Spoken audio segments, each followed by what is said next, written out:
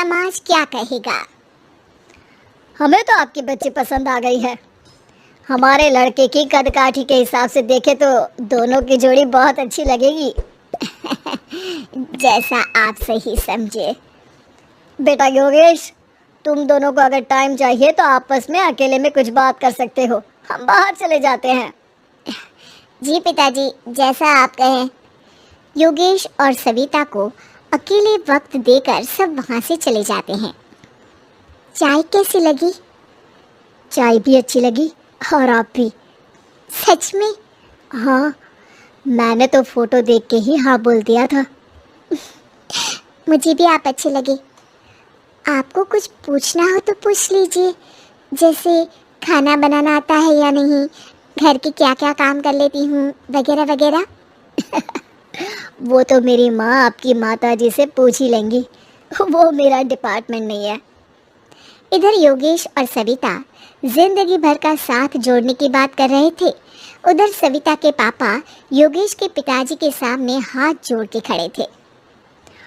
देखिए, हमारा बेटा पढ़ा लिखा है, अच्छी नौकरी करता है, उसमें जितना पैसा लगा है कम से कम उतना तो मिलना चाहिए ना। 10 लाख से कम में तो नहीं हो पाएगा। बेटी हमारी बहुत होनहार है, और 7 लाख भी तो कम नहीं होते हैं ना जी। अगर आप हमारी बेटी को शादी के बाद काम करने देंगे तो 3 लाख तो 6 महीने में ही कमा लेगी। हमारे घर में ये सब नहीं होता, औरतें घर संभालती हैं और आदमी बाहर के काम। ज़रा मेरी बात तो समझिए। एक कार देने के बाद 10 लाख रुपए नगद देने में हमारी कमर टूट जाएगी, और इसके अलावा टीवी फ्रिज तो देना ही पड़ेगा। शादी की तैयारियां, मेहमानों की पूछ परख, बारातियों का स्वागत। बेटी की शादी में बाप पर बहुत दबाव होता है जी। देखिए, हमारा बेटा कोई दुकान में रखी चीज़ नहीं है जिसके ऊपर हम भाव ताव कर सके, और आप उसे कम दाम में खरीद लेंगे। 10 लाख से एक भी रुपया कम नहीं होगा। ठीक है, जैसा आप कहे जी, पर आधा पैसा अभी और आधा कन्यादान के वक्त दे देंगे। अरे, इसमें भी किश्त मांग रहे हैं आप? हमने तो सोचा था कि अच्छा परिवार होगा आपका। अच्छा ही परिवार है देवनाथ जी, पर पैसों की थोड़ी तंगी है ना, वरना सब ठीक ही है हमारे परिवार में जी। देवनाथ वहाँ से अपने बेटे योगेश को लेकर चले जाते हैं और कुंडली मिलवाई जाती है। 36 में से 32 गुण मिलते हैं। जल्दी शादी का मुहूर्त भी निकल आता है। अब कन्या को बुलाइए। आओ बेटी, यहाँ बैठो, योगेश की बाई ओर।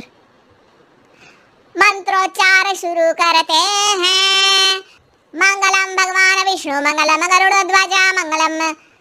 सविता के पापा सविता और योगेश के बीच में जाकर बैठ जाते हैं।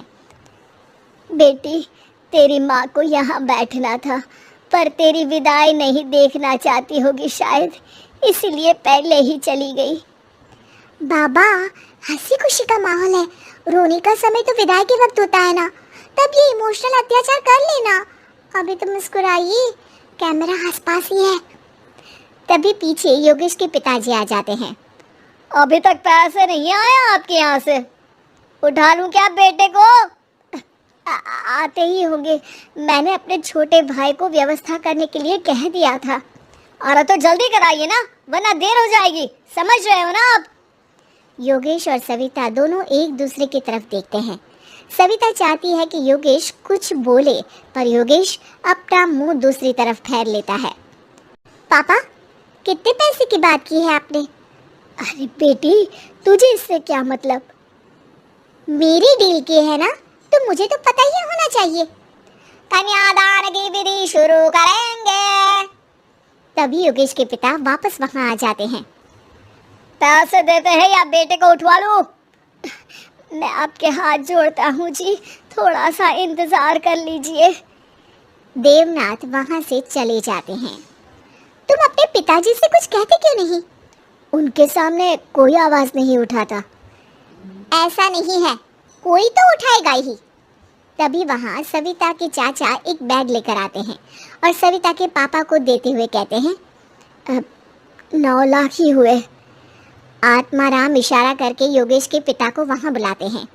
क्या? सिर्फ 9 लाख? बाकी 1 लाख कहाँ है? नहीं हो पाए जी, शादी के बाद कर देंगे। अरे आप बात से पलट रहे हैं। जल्दी से अभी के अभी पूरे पैसे लाइए, वरना बेटे को उठाऊं क्या? देखिए मैं आपके पाँव पड़ता हूँ। रुक जाइए पापा, रिश्ते हाथ पकड़कर जोड़े जाते हैं, पाँव पकड़कर नहीं। बेटी तू चुप रह। नहीं, ये कब से बस कह ही रहे हैं कि उठवा लूं, पर कोई उठ ही नहीं रहा। लो मैं ही उठ जाती हूँ। बेटा अपशगुन हुआ। दहेज लेना सबसे बड़ा अपशगुन है, पाप है, पाखंड है। और योगेश, तुम्हें मैं पसंद हूँ तो कुछ बोलते क्यों नहीं? और तुम्हारे पिताजी, अरे देवनाथ जी, आपके नाम में ही बस देव है, काम तो आपके असुरों जैसे हैं। पर गलती आपकी नहीं, गलती मेरे पिताजी की है, जो आप जैसे लोगों को घर की दहलीज भी चढ़ने देते हैं। लेकिन एक बात साफ है, मैं आपके घर की दहलीज कभी नहीं चढ़ूंगी। अरे बेटा, समाज क्या कहेगा? यही कहेगा कि सविता के भीतर की माँ दुर्गा जाग गई थी, जिसने पापा के खिलाफ, गलत के खिलाफ आवाज उठाई। आसपास के लोगों ने जोरदार तालियां बजाई। समाज की तालियों से पता चला कि समाज क्या कहेगा। समाज ने सविता की बात को स्वीकार भी किया और उसको अपने सर आंखों पर भी बिठा लिया। सविता के पिता में हिम्मत जागी और उन्होंने कहा, देवनाथ जी, आप कह रहे थे ना बेटे को उठा लूं क्या? उठा लीजिए। हमारी बेटी को आपका लड़का पसंद नहीं है और हमें आप